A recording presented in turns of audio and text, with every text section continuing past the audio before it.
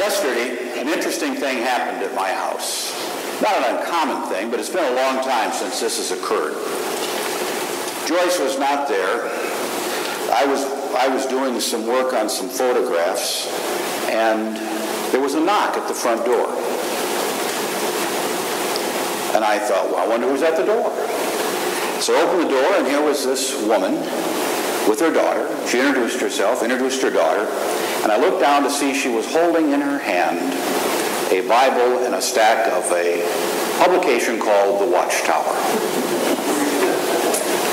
And I said, let me stop you right there. I'm an Episcopal priest.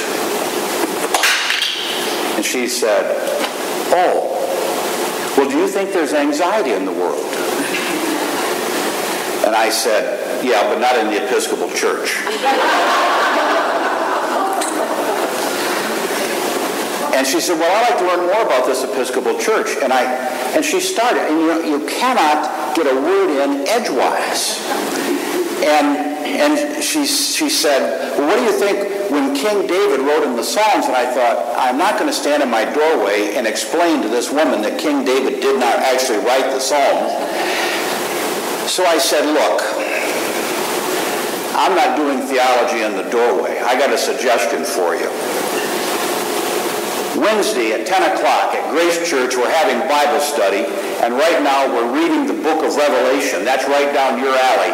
You're invited to come. Goodbye. Close the door. Now, I realize it is absolutely impossible to argue with somebody who is determined that they know what the Scripture says and that the Scripture is inerrant, that there is nothing in the Scripture that is not true. And it's interesting that today, the lesson that we have from Mark is filled with errors. Now, when Mark wrote his gospel, he got all the way down to the 6th chapter, and he thought, oh, that's right, I forgot to tell you about how Herod had John the Baptist killed. So he interjects it. Now, Matthew and Luke have this earlier in their gospel, and it's not a flashback story. It's a story that is sort of in the sequence of time. But gospel here in Mark, when Mark wrote this gospel, he starts right off by saying, King Herod heard of the deeds of power. And that's wrong. Because the Herod that had John the Baptizer beheaded was not King Herod. It's a different Herod. And if you've been in our Bible study, you know that this is a time of history where two things occur. One, everybody is named the same. And two, you need Kathy Mall to tell you how to pronounce the name. This Herod, and you know, I seldom write anything down for a sermon. I have yellow paper. This Herod was not the king, but the tetrarch. And he was the son of Herod the Great, Herod Antipas. And is that right? Okay, thank you. Now, we know this from Josephus, who was the Jewish historian, who really filled in the blanks on this thing. And we find out that Herodotus, who had the daughter Salome, about whom a wonderful movie was made several years ago, and it said she was married to Herod's half-brother, Philip, not to be confused with the Philip that Salome was married to. Hence, one of the problems, the common names.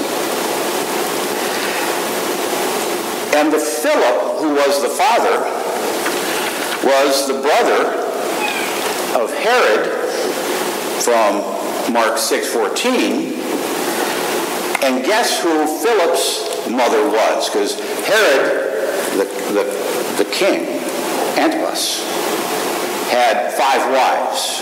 I don't think they're all at the same time, but his last wife was named, anybody?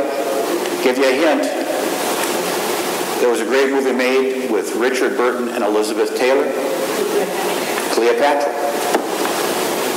So all of this story that we have here is all jumbled up. This is not an accurate portrayal. So there are problems with Scripture. It does not always reflect reality. This story was jumbled. And the reason this story is inserted here is that there is a question among the Christians at that time that Jesus might be a resurrected John the Baptist or John the Baptizer. They also thought he might be Elijah, because the Jews believed that when Elijah came back, that foretold the end of creation, the end of the world. So Mark is trying to figure out a way to make people understand that it wasn't John the Baptist. And as a side, I'll tell you that John the Baptist had a group of followers who were called the Baptizers. And they were in competition with the Christians.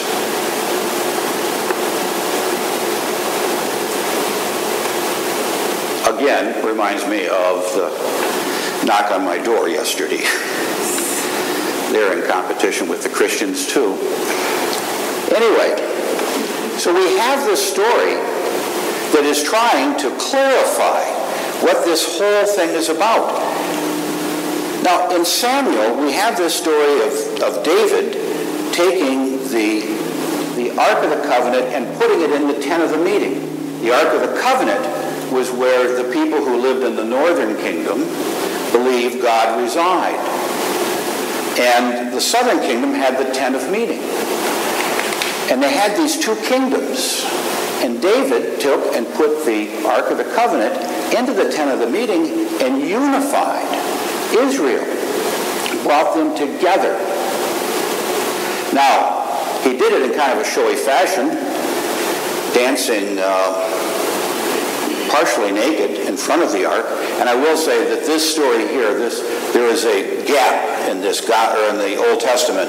We just read verses 1 through 5, then we skip to 12 through 19, and that's because I guess whoever did figured out the lessons for this day wanted to make it a G-rated lesson, because in between there, Isaiah, who is mentioned in this, he stumbles and he falls and he touches the Ark of the Covenant, and bam, he's struck dead. Not the kind of thing you want to tell kids in Sunday school. I'm glad they're gone. Anyway, so this story is trying, is it true? Well, it's kind of hard to say this is exactly what happened. But what it's saying is that somehow these kingdoms were brought together, and they were brought together with the two symbols being merged together. And when David brings them together, interestingly enough, he offers the sacrifice. David's the king. He offers the sacrifice, which is kind of a priestly role. So David enacts a priestly personification about himself. He's the king and priest. Well, what's this have to do with what's going on in the world today? Well, sometimes we struggle trying to find out how we can justify the things that we do. And a lot of times it's easy to find Scripture and quote Scripture and say, well, I do that because it's in the Bible. But there's a lot of stuff in the Bible that just isn't accurate. But yet, well, a lot of times we fall back on that, and we've seen this throughout my ministry. 43 years, I've seen this time and time again. We refused to ordain women as priests in the church. Why? Somebody found a biblical reference. The first fallback was, well, none of the 12 apostles were women. So obviously, Jesus only wanted men. Well, that argument didn't last long. But eventually we got around to realizing that it was the right thing to do. For a long time, the church said to women, the time is not right. The time is not right. And then all of a sudden we woke up one day and figured out it was the right thing to do. And we struggled with it. The church struggled with it. A good friend who's a priest, who's retired now, who's a dean of the cathedral in Omaha, he struggled with it. My oldest daughter was an acolyte from the time she asked to be an acolyte. He could never understand how I could allow a girl to be an acolyte.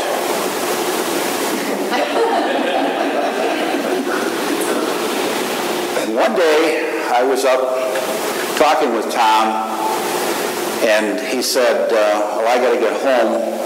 I've got to get Kathy and bring her down to the church for acolyte training. And it dawned on me, here's how you get a guy who's against girls as acolytes. God gave him a daughter. He not only gave him one daughter, he gave him 3 daughters, and every single one of them was an acolyte. And all of a sudden, it was the right time, and the time was right. We met in convention. I say we, that's the editorial we. The Episcopal Church was in convention, and boy, you know, we have just almost strained our arms, patting ourselves on the back for finally saying it's okay for same-sex couples to be married. You know, for a long time we said, well, it's not the right time. And all of a sudden this year, finally they realized the time was right. Of course, the time was right 10 years ago, 20 years ago, 30 years ago, but all of a sudden we decided, well, now we'll do it. And we're so proud of ourselves.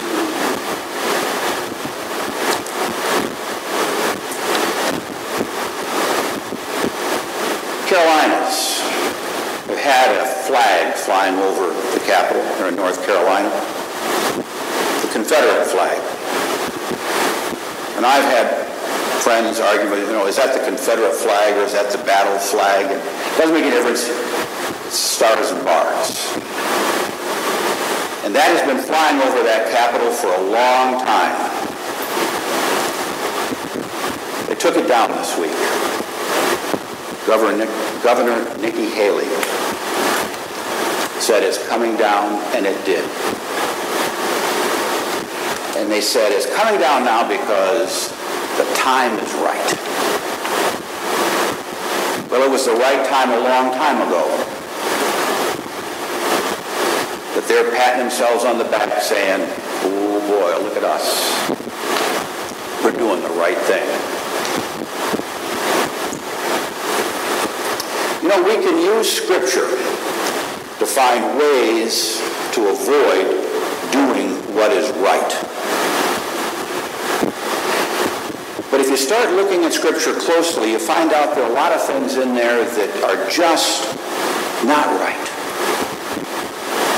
And they become excuses and reasons not to do something. And that's a shame. Because when the time is right, is when it's the right time to do the right thing. Not all of these decisions have been easy for people. And some people are going to struggle with decisions that the church has made. But don't feel alone. We have been struggling with decisions that the church has made as long as I can remember. And believe me, my friends, the Episcopal Church is not the only denomination struggling with these very same issues. Our friends, United Methodists, the Presbyterians, ELCA Lutherans, you know, the group that I call the good guys, we're all struggling with those things.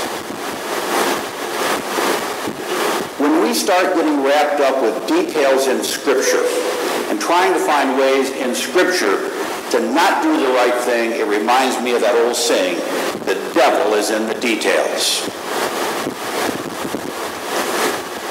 proof text Scripture to find reasons not to do something, you're not doing what you're called upon to do as a Christian.